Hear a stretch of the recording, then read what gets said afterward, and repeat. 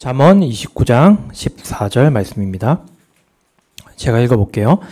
왕이 가난한 자들을 위해 신실하게 재판하면 그의 왕자가 영원히 굳게 서리라. 아멘.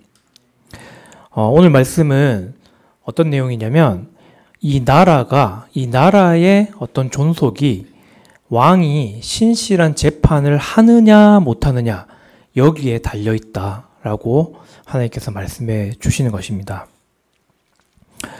이게 오늘날 말로 표현을 하면 어떻게 보면은 법치국가, 법치가 살아있는 국가가 좋은 나라다, 살기 좋은 나라다 이렇게 볼 수 있는 거거든요. 법이 없다고 한번 생각해 보세요. 법이 없다는 거는 어떤 상태겠어요? 무정부 상태. 정부가 있지 않은 무정부 상태에 있어서는 법이 없습니다. 우리 성경을 통해서 이런 무정부 상태에 있는 그런 기간을 많이 봤잖아요. 그 기간이 뭐냐면은 사사기, 재판기라고도 얘기하죠. 사사기에 나오는 그 모든 내용이 무정부 상태에 이르는 그 내용이라는 것이죠. 올바른 재판관이 세워졌을 때는 굉장히 나라가 40년 동안 평안하게 잘 살다가 이상한 재판관이 딱 세워지면은 완전히 나라가 망하는 그런 지경에까지 가고 이게 계속 왔다 갔다 그렇게 되었던 것을 우리는 기억할 수 있습니다. 이스라엘의 처음이자 마지막인 통일 왕국을 이룬 솔로몬 왕이 있지 않습니까? 이 솔로몬 왕이 하나님께 무엇을 구했죠? 그냥 단순히 지혜를 구했나요? 어떤 목적으로 하나님께 지혜를 달라고 구했죠? 솔로몬이 백성들을 재판하기 위해서는 저는 지혜가 부족합니다. 그러니까 제가 이 나라의 그 백성들을 잘 재판하기 위해서 지혜가 필요하오니 잘 다스리기 위해서 그 지혜를 달라고 그렇게 원했던 거죠. 하나님께. 그랬더니 하나님께서 그에게 지혜를 더해 주시고 너가 그것을 구했느냐? 그것 말고도 모든 걸 다 너에게 주겠다라고 하나님께서 말씀을 하셨던 것이죠. 그러니까 이 솔로몬 왕에게 하나님의 지혜가 있음이 계속 보였던 것이에요. 하나님의 지혜가 있음이 보이니까 다른 사람들이 주변 나라나 그런 민족들이 어떻게 할 수밖에 없어요? 이 솔로몬 왕을 두려워할 수밖에 없는 그런 지경이 된 거죠. 그랬기 때문에 솔로몬 왕 시절에는 아주 평안했어요. 솔로몬 왕에게 하나님의 지혜가 있음이 보였기 때문에 다 떨었거든요. 두려워서. 그래서 그 시대가 평안함을 유지할 수 있었다. 그렇게 볼 수 있는 것이죠.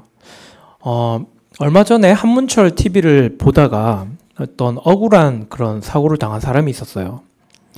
근데 이게 이제 블랙박스 요즘엔 다 달고 있지 않습니까? 그럼 블랙박스를 보여주면은 올바른 판단이 나올 수밖에 없는데 이제 이게 되게 가벼운 일이다 보니까 직결 심판으로 간 거예요. 근데 직결 심판으로 가서 그 판사가 시간이 없어서 자기는 블랙박스를 안 보겠다라고 얘기를 한 거예요.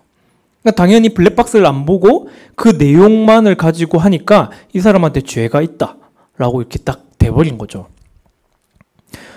그러니까 이게 신실하게 판단하기 위해서는 정말 작은 일에도 최선을 다해야 되잖아요. 근데 이 판사는 그렇게 하지 않았기 때문에 그냥 죄 없는 사람을 갖다가 죄 있는 사람으로 그냥 만들어 버린 거예요.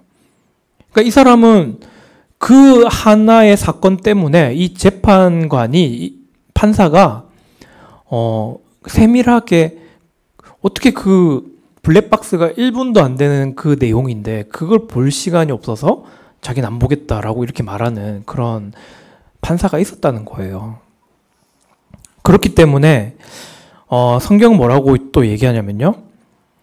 의로운 자들이 가야 할 길은 뭐냐라고 얘기했을 때 어려움에 있는 자들의 사정을 깊이 생각하는 것이다 라고 말씀을 하세요. 잠언 29장 7절에 나오는 말씀입니다. 그래서 어떻게 보면은 지금 이 시대는 그 법을 가지고 자기의 기득권을 형성하고 그 기득권에게 유리한 대로만 법을 만들어가지고 사실상 어떻게 보면은 사사기와 같이 무법천지의 세상이 되어가고 있는지도 모르겠습니다.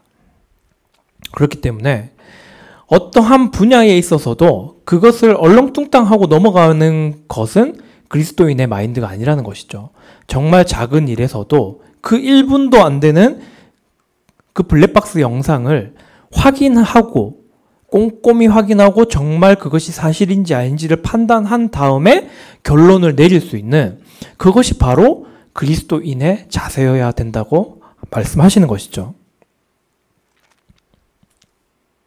여러분, 우리는요, 어떤 사람들이냐면 예수님께서 대제사장이시잖아요. 근데 우리는 그 대제사장이신 예수님 안에 있는 사람입니다. 그렇기 때문에 성경이 뭐라고 표현하죠? 왕가의 제사장들이다. 예수님은 왕이시잖아요. 그 왕이신 분 안에 우리가 있기 때문에 우리를 표현할 때 어떻게 표현하냐면 왕가의 제사장이다. 여러분, 그 예수님을 표현할 때 히브리서에 뭐라고 표현되어 있냐면 멜기세덱의 계보에 따른 제사장. 멜기세덱은 어떤 사람이냐면 어디서부터 시작되었는지도 모르고 어디까지 끝인지도 모르는 영원한 그런 세계에 있는 그런 대제사장이다라고 말씀하시거든요. 그러니까 멜기세덱의 계보를 따르는 대제사장은 누구밖에 없는 거예요? 예수님밖에 없다는 뜻입니다. 그런 예수님 안에 우리가 어떻게 해요? 들어가 있잖아요. 그러면 우리는 예수님과 같이 멜기세덱에 따른 그 대제사장 안에 있기 때문에 우리도 왕가의 제사장인 사람들이라는 거예요. 이거를 명심해야 된다는 것입니다. 그럼 뭐예요? 제사장. 여러분, 재판관이 되어야 된다는 것이죠. 재판관. 근데 뭔가를 이렇게 죄가 있고 없고 이거를 말하는 것이 아니고요. 여러분, 왕가의 제사장으로서의 그리스도인의 삶이 뭐냐면 정말 하나하나의 작은 일에도 최선을 다해야 된다고 말씀하시는 겁니다. 최선을 다해야 된다. 그게 뭐죠, 여러분? 신실함과 성실함을 가지고 우리는 이 세상을 살아가야 된다라고 말씀하시는 것입니다. 그것이 또한 우리 신앙이 굳게 설 수 있는 방법인 거예요. 이게 말로만 막 그런 식으로 말하는 사람이 있습니다. 말로만. 근데 그걸 말로만 한다고 해서 신실해지고 성실하게 되는 게 아니고요.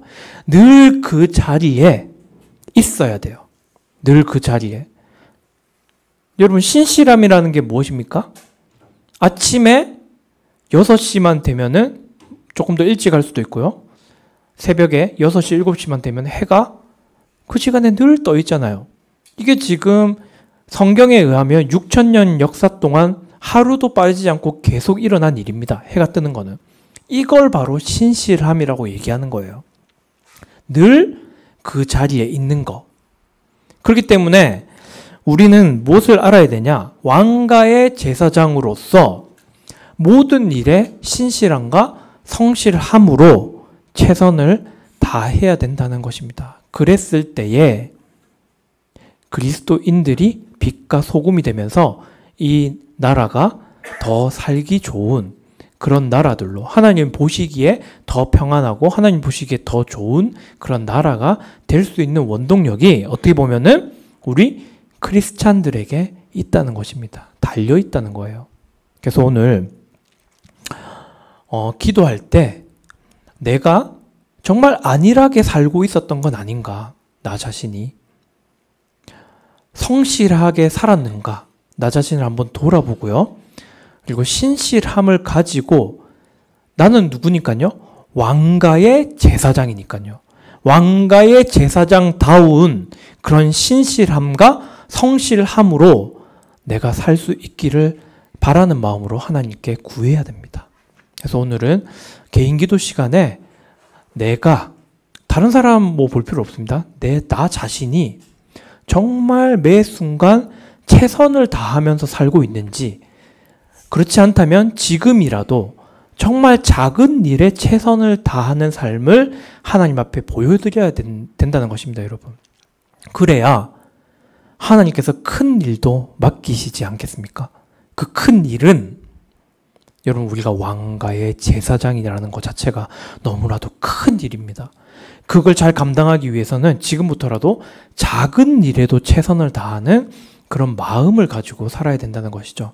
그래서 오늘 그것을 놓고 좀 같이 개인 기도 시간에 기도를 했으면 좋겠습니다.